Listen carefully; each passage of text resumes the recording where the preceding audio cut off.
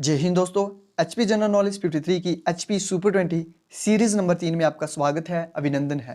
ये सीरीज जो है हिमाचल प्रदेश पंचायत सहायक, Himachal Pradesh police, Himachal Pradesh junior office assistant और हिमाचल प्रदेश में कंडक्ट किए जाने वाले जो भी एग्जाम हैं उनको ध्यान में रख के बनाई हुई है।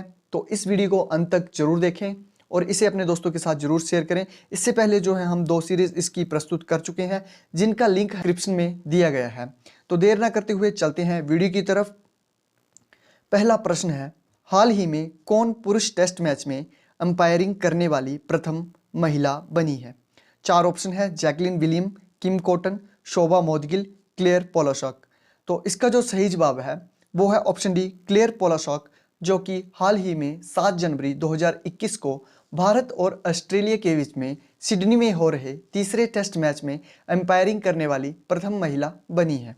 ये महज 32 साल की हैं और 4th अंपायर की ये भूमिका निभा रही हैं। ये तो हुई टेस्ट मैच की बात करें वनडे इंटरनेशनल मैच की, तो वनडे इंटरनेशनल मैच में भी वह अंपायरिंग करने वाली प्रथम महिला हैं। उनका नाम है क्लेयर पोलाशॉक। अब चलते हैं अगले प्रश्न की तरफ। अगले प्रश्न में पूछा गया है, एशिया का पहला माउंटेन इंस्टीट्यूट कहाँ पर स्थापित किया जाएगा? 4 ऑप्शन है, उत्तराखंड, हरियाणा, हिमाचल प्रदेश, नई दिल्ली। सही जवाब है हिमाचल प्रदेश में। हिमाचल प्रदेश में एशिया का पहला माउंटेन इंस्टीट्यूट जो है वो शिमला जिला के चूड़धार में स्थापित किया जाएगा और इसके लिए जो है वो MOU साइन हुआ है 6 सिग्मा हेल्थ केयर और हिमाचल प्रदेश गवर्नमेंट के बीच में 100 करोड़ रुपए के लिए। बात आई 6 सिग्मा हेल्थ केयर की, तो 6 सिग्मा हेल्थ केयर क्या है? ये एक सुपर स्पेशलाइज्ड माउंटेनियर मेडिसिनल्स की एक टीम है जिसे भारतीय सुरक्षा बलों द्वारा सन 2009 से ट्रेंड किया जा रहा है। 6 सिग्मा टीम जो है वो फ्री में हाई एल्टीट्यूड मेडिकल सर्विस देती है, जैसे कि अमरनाथ यात्रियों के लिए, कैलाश मानसरोवर यात्रियों के लिए, केदारनाथ के लिए, मणिमहेश इत्यादि के लिए ये जो है वो फ्री में हाई एल्टीट्यूड मेडिकल सर्विस देती है। तो एशिया का पहला माउंटेन इंस्टीट्यूट कहाँ स्थापित किया जा रहा है? हिमाचल प्रदेश में यह किया जा रहा है। अब चलते हैं अगले प्रश्न में। अगला प्रश्न है, निम्न में कहां पर सबसे ज्यादा नमक का उत्पादन होता है? 4 ऑप्शन है, हिमाचल प्रदेश, राजस्थान, गुजरात, महाराष्ट्र। इसका जो सही जवाब है वो है ऑप्शन सी, गुजरात। गुजरात में जो है सबसे ज्यादा नमक का उत्पादन होता है। बात करें भारत की, तो भारत में नमक की लगभग 160 लाख टन जो है उत्पादन की जाती है। भारत नमक उत्पादन करने वाले देशों में तीसरे नंबर पर है। तीसरे नंबर पर भारत है। और भारत में नमक उत्पादन की बात करें तो भारत के राज्यों में गुजरात जो है पहले नंबर पर है और भारत का लगभग 76% उत्पादन जो है वो गुजरात करता है। अब चलते हैं अगले प्रश्न में। अगले प्रश्न में पूछा गया है, स्वतंत्र भारत की पहली महिला मुख्यमंत्री कौन थी? 4 ऑप्शन है, विजय लक्ष्मी पंडित, सरोजिनी नायडू, अमृता कौर और सुचेता कृपलानी। तो इसका जो सही जवाब है वो है ऑप्शन डी, सुचेता कृपलानी स्वतंत्र भारत की पहली महिला मुख्यमंत्री थी। उनका जन्म जो हुआ था 25 जून 1908 को वो जन्मी थी। 1 दिसंबर 1974 को उनका निधन हुआ। वह एक स्वतंत्रता सेनानी और राजनेता थी। वह भारत की पहली महिला मुख्यमंत्री थी और कहाँ की थी? तो ये उत्तर प्रदेश की मुख्यमंत्री रही हैं। कब से कब तक रही है? 1963 से 1967 तक ये रही है। 1963 से 1967 तक ये उत्तर प्रदेश की ये मुख्यमंत्री रही है। अब चलते हैं अगला प्रश्न। तो अगले प्रश्न में पूछा गया है, भारतीय पक्षी रिपोर्ट 2020 के अनुसार घरेलू चिड़िया यानी कि हाउस स्पैरो की संख्या में क्या परिवर्तन आया है? क्या उनमें कमी आई है या कोई भी परिवर्तन नहीं है, या वो विलुप्त हो गई हैं, या फिर उनकी संख्या में वृद्धि हुई है? तो इसका जो सही जवाब है वो है ऑप्शन बी, इनकी संख्या में कोई भी परिवर्तन नहीं आया है पक्षी रिपोर्ट 2020 के अनुसार। हालांकि कुछ जगहों पर यह लगातार कम हो रही है और दिल्ली की ये राज्य पक्षी घोषित की गई हैं क्योंकि इस स्पीसीज को बचाया जा सके। इसके बारे में अवेयरनेस पैदा करके बात करें इनकी जनसंख्या में कमी के कारणों की, तो सबसे बड़ा कारण यह है कि ये जो छोटे छोटे इंसेक्ट होते हैं, कीड़े जो होते हैं, उनकी संख्या में काफ़ी कमी आई है पेस्टिसाइड इत्यादि का प्रयोग करके। और जो चिड़िया के नवजात बच्चे होते हैं उनके लिए उनका ये मुख्य भोजन होते हैं, ये छोटे छोटे इंसेक्ट जो होते हैं, उनमें कमी आई है। और साथ ही घोंसलों के लिए जो पर्याप्त जगह ना मिल पाना भी इनका एक काफ़ी बड़ा कारण है। और एक और थ्योरी भी प्रचलित है कि जो मोबाइल फ़ोन का टावर है उनसे निकलने वाली रेडिएशन जो है वो इनके लिए खतरनाक साबित हो रही हैं। तो पक्षी रिपोर्ट 2020 के अनुसार इसमें कोई भी परिवर्तन फिलहाल नहीं आया है। अगला प्रश्न है, रविंद्रनाथ टैगोर को नोबेल पुरस्कार कब दिया गया था? तो इसके चार ऑप्शन है 1911, 1913, 1947 और 1903। इसका जो सही उत्तर है वो है 1913 में। 1913 में रविंद्रनाथ टैगोर को नोबेल पुरस्कार दिया गया था। ये सिर्फ भारत ही नहीं, एशिया के पहले व्यक्ति थे जिन्हें नोबेल पुरस्कार दिया गया था। 1913 में उनकी रचना जो है गीतांजलि के लिए इन्हें नोबेल पुरस्कार मिला है। भारत ही नहीं, बांग्लादेश का राष्ट्रगान भी उन्होंने ही लिखा है, रविंद्रनाथ टैगोर जी ने ही लिखा है। अगला प्रश्न है, हिमाचल प्रदेश जीके से संबंधित प्रश्न है। प्रश्न में पूछा गया है, औरंगजेब ने हिमाचल के किस राजा को छत्रपति का खिताब दिया था? राजा छत्र सिंह या फिर राजा केहरी सिंह, उग्र सिंह या फिर शमशेर सिंह? तो इसका जो सही जवाब है वो है ऑप्शन बी, केहरी सिंह। औरंगजेब ने हिमाचल के राजा केहरी सिंह को जो है वो छत्रपति का खिताब दिया था। ये क्यों दिया था? क्योंकि औरंगजेब ने दिल्ली में एक सभा बुलाई थी, सभी हिमाचल के सभी राजाओं की एक सभा बुलाई थी। उसमें जो केहरी सिंह भी गए हुए थे, में काफ़ी मौसम गर्म था उसमें, तो उनके ऊपर जो बादल था, बादल परछाई बन के घूम रहा था, उनको एक छत्र प्रदान कर रहा था और जहाँ जहाँ वो जाते वहीं पर वो बादल हो जाते और उनको जो है गर्मी से थोड़ी राहत मिल जाती। तो इस पर औरंगजेब ने उनसे पूछा कि ये क्या कारण है? तो उन्होंने कहा कि हिमाचल प्रदेश के देवी देवताओं की उन पर कृपा है। तो ये बात सुनकर औरंगजेब ने उन्हें छत्रपति का खिताब दिया।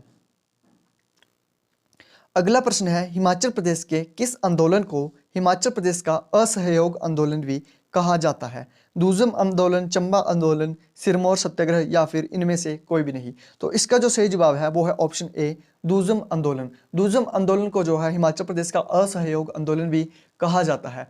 इसमें जो वहाँ के स्थानीय लोगों ने अंग्रेज सरकार द्वारा प्रदेश के जंगलों के शोषण और कुछ अधिकारियों के विरुद्ध शुरू किए थे ये आंदोलन, और इन आंदोलनों को जो था वो दूजम आंदोलन कहा जाता था। और ये कहाँ पर शुरू किए गए थे? तो यह किए गए थे रामपुर बिशहर में। अब चलते हैं अगले प्रश्न की तरफ। अगले प्रश्न में पूछा गया है, हिमाचल प्रदेश में सन 1921 में बिगार प्रथा के विरुद्ध किसने विद्रोह किया था? चार ऑप्शन है, Samuel Evan stock, Mahatma Gandhi, Satyadev Bushahri और केहरी सिंह। तो इसका जो सही उत्तर है वो है option A, Samuel Evan Stoke. इन्हें जो है सत्यानंद स्टोक्स भी कहा जाता है और इन्होंने कोटगढ़ में बिगार प्रथा के विरुद्ध संघर्ष किया था, विद्रोह किया था। और सन 1921 में जो है शिमला में बिगार प्रथा जो है समाप्त कर दी गई थी, हटा दिया उसको हटा दिया गया था। अब चलते हैं अगले प्रश्न में, भारत का पहला इंडोर स्की पार्क कहाँ पर बनेगा? चार ऑप्शन है, कुफरी, किन्नौर, लाहौल घाटी या फिर वीड विलिंग। तो इसका जो सही उत्तर है वो है ऑप्शन ए, कुफरी में। भारत का पहला इंडोर स्की पार्क जो बन रहा है वो कुफरी में बन रहा है। हिमाचल प्रदेश के मुख्यमंत्री ने कहा कि इस पार्क से टूरिज्म और एडवेंचर स्पोर्ट्स को बढ़ावा मिलेगा। और ये जो बन रहा है तो नागसेन डेवलपर हैं, उनके साथ 250 करोड़ रुपए का जो है वो MOU साइन किया गया है। वो 5 एकड़ में फैले इस पार्क का जो है निर्माण करेंगे और 250 करोड़ इसमें जो है वो खर्च होंगे। अगला प्रश्न है, जनरल साइंस से संबंधित है, पोलियो किसके द्वारा होता है? तो इसका जो सही जवाब है वो है ऑप्शन ए, पोलियो जो है वायरस के द्वारा होता है। देखते हैं अगला प्रश्न। अगले प्रश्न में पूछा गया है, हु डिस्कवर द इलेक्ट्रॉन, यानी कि इलेक्ट्रॉन की खोज किसने की थी? जोसेफ जॉन ने की थी, रदरफोर्ड ने की थी, डाल्टन ने की थी या फिर इनमें से किसी ने भी नहीं? तो इसका जो सही जवाब है वो है ऑप्शन ए, जोसेफ जॉन ने जो है वो इलेक्ट्रॉन की खोज की थी। इन्हें वैसे जो जाना जाता है वो जे थॉमसन के नाम से जाना जाता है। थॉमसन के नाम से ही काफ़ी बार प्रश्न आता है कि किसने की थी। अगर प्रश्न ऐसे आ जाए कि जोसेफ जॉन ने की थी तो काफ़ी व्यक्ति जो है इसमें पजल हो सकते हैं, इसलिए ऐसा प्रश्न हमने आपके लिए लाया है। तो जोसेफ जॉन ने 1897 में इलेक्ट्रॉन की खोज की थी। अब चलते हैं अगले प्रश्न में।